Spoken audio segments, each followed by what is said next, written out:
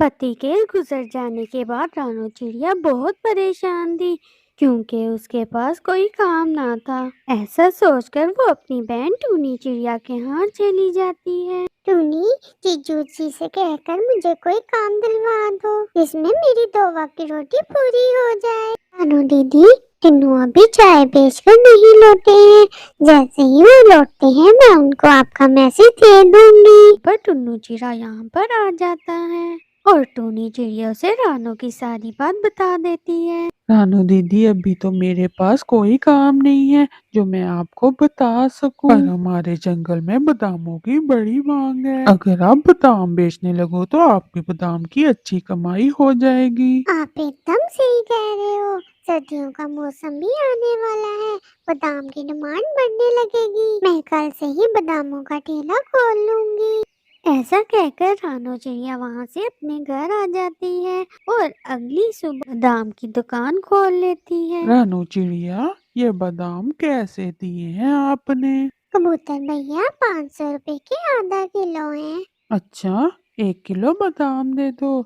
सर्दियों में तो बादाम खाने का अपना ही मजा है। से इस रानू के सारे बादाम बिक जाते हैं। वो बड़ी ही खुश होकर अपने घर चली जाती है। अब हर रोज रानू बादाम की रेडी लगाया करती और पलक झपकते ही उसके सारे बादाम खत्म हो जाते। देखा गौरी जी, इस रानू के सारे बादाम कितनी जल्दी खत्म हो जाते हैं और हमारा पूरे दिन भी 5 समोसे भी नहीं बिक पाते। कालू जी, मैं सोच रही हूँ हम भी बादाम बेचने का काम शुरू कर लें। एक तो इतनी मेहनत से हम समोसे बनाते हैं, ऊपर से ये स्वादिष्ट भी नहीं होते।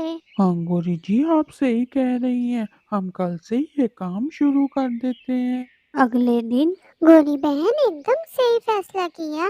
जो समोसा छोड़कर बादाम बेच रहे हैं, इसमें आपकी ज्यादा मेहनत भी नहीं होती और आपको मुआवजा भी अच्छा मिल जाता है। रानू बहन, हमने कल ही सोच लिया था कि हम कल से बादाम बेचना शुरू कर देंगे। फिर वो दोनों अपने अपने बादाम बेचना शुरू कर देते हैं। रानू के तो कुछ ही देर में सारे बादाम बिक जाते हैं और वो अपने घर चली जाती है। परंतु कालू और गोरी के तो थोड़े ही बादाम बिकते हैं। गौरी जी, लगता है हमें ये काम भी बंद करना पड़ेगा। इस रानू ने तो अपनी पहचान मार्केट में काफी ज्यादा बना ली है। कालू जी, बस बहुत हो गया। अब देखना हमारे बादाम इस रानू से ज्यादा बिकेंगे। पर गौरी जी, वो कैसे? फिर गोरी कभी कालू को अपना सारा प्लान समझाती है। अरे वाह गौरी जी, क्या तेज दिमाग पाया आपने। वो तीनों हर दिन की तरह अपनी बादाम की दुकान खोल लेते हैं। गोरी अकेले ही अपने बादाम बेच रही थी और फिर कालू वहाँ पर आता है। गौरी जी, वो जो डाउन जलेबी वाला है ना, उसकी दुकान पर एक नन्हा बच्चा बहुत रो रहा था। बेचारा अपनी माँ को तलाश कर रहा है। मेरा बहुत दिल कर रहा था मैं उसको अकेला ना छोड़ूं, कोई उसका नाजायज फायदा ही ना उठा ले। कालू जी, आप दुकान का ध्यान रखें, मैं देख कर आती हूँ। गोरी बहन, मैं भी आपके साथ चलती, पर मैं क्या करूँ, मैं अकेली हूँ।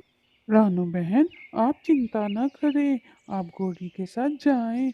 मैं आपके बादामों का ध्यान रख लूंगा। फिर रानू और गोरी उस जलेबी वाले की दुकान पर पहुंच जाते हैं। कालू उसके बादामों में कड़वे बादाम शामिल कर देता है। दूसरी तरफ वो दोनों जलेबी की दुकान पर पहुंच जाते। रानू, लगता है बच्चा अपने मामा बाबा के पास चला गया है। चलो हम भी चलते हैं। हाँ, गोरी बहन, आप सही कह रही हैं। अब हम चलते हैं। दोनों अपनी अपनी दुकान पर आ जाते हैं। थोड़ी ही देर में रानू के सारे बादाम बिक जाते हैं। रानू अभी घर जाने ही वाली थी, तभी वहाँ पर उसके सारे ग्राहक आ जाते हैं। रानू बहन, हमें आप पर विश्वास था, अब तो आप भी बाकियों की तरह धोखा देने लग गई हैं। कबूतर भाई, कैसा धोखा, मैं समझी नहीं। रानू बहन, एक तो आप हमें कड़वे बादाम दे रही हैं, ऊपर से कह रही हैं मैं समझी नहीं। हमें नहीं चाहिए आपके बादाम। फिर रानू चिड़िया कबूतर के पैसे उसे वापस कर देती है और फिर एक एक करके उसके ग्राहकों के पैसे उनको वापस कर देती है। फिर रानू चिड़िया अपने बादाम को चख कर देखती है। अरे, ये तो बहुत कड़वे बादाम है। मैं तो बहुत महंगे वाले लेकर आती हूँ, फिर ये ऐसे क्यों निकले? और फिर देखते-देखते सब गाहक कालू और गोरी के ठेले पर आ जाते हैं और वो बहुत जल्द इतने सारे पैसे कमा लेते हैं। देखा कालू जी, मैंने कहा था ना, मेरी तरकीब काम करती है।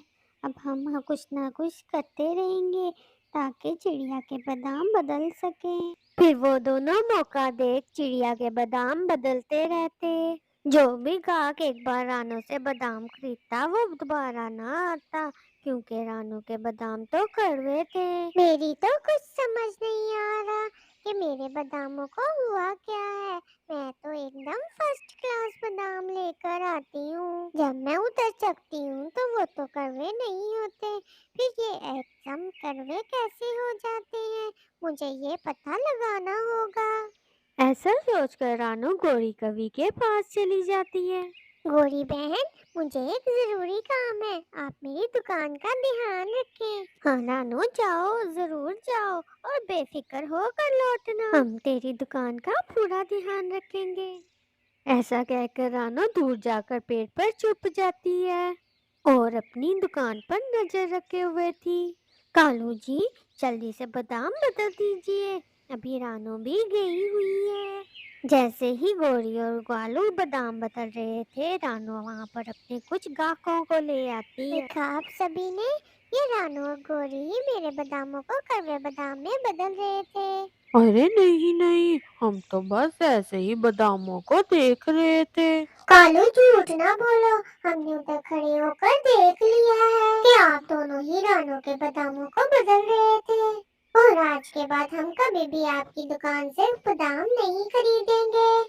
इस तरह से कालू और गोरी की जोड़ी पकड़ी जाती है और अब उनसे कोई भी बादाम खरीदने नहीं आता। रानू की दुकान से ही बादाम खरीदते हैं। दोस्तों, हमें इस कहानी से ये सबक मिलता है कि हमें अपना काम पूरी ईमानदारी से करना चाहिए। आपको ये कहानी कैसी लगी है कमेंट में ज़रूर बताइएगा। मज़ीद ऐसी कहानी के लिए चैनल को सब्सक्राइब कर दें।